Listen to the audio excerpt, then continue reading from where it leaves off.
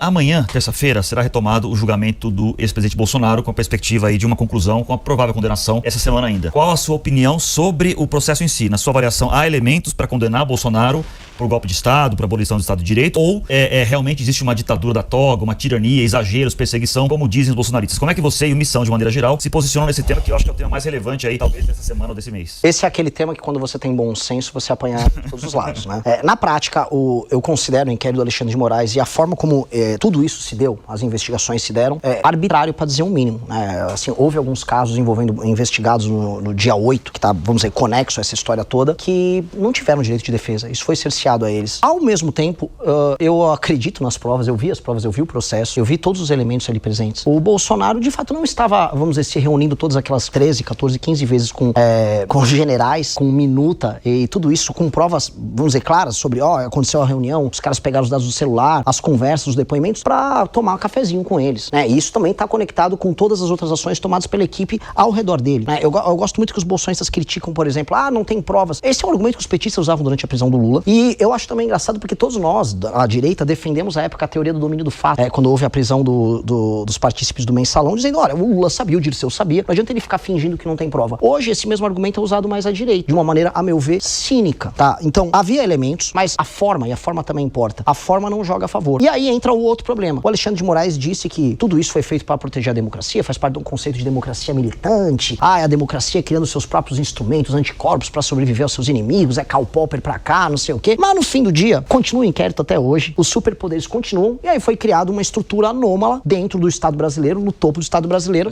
que é poder em si. Se você fosse ministro supremo, você condenaria? Se eu fosse ministro do Supremo, desta forma, neste formato, como ministro, eu não condenaria. Ou seja, dito isso, eu acho que o Bolsonaro tinha que ter tido o mesmo julgamento do Lula, em primeira, segunda instância, e ele deveria ser preso. Ou seja, não deveria ser condenado nesse processo pela primeira turma. Se eu for falar em termos formais, eu não condenaria.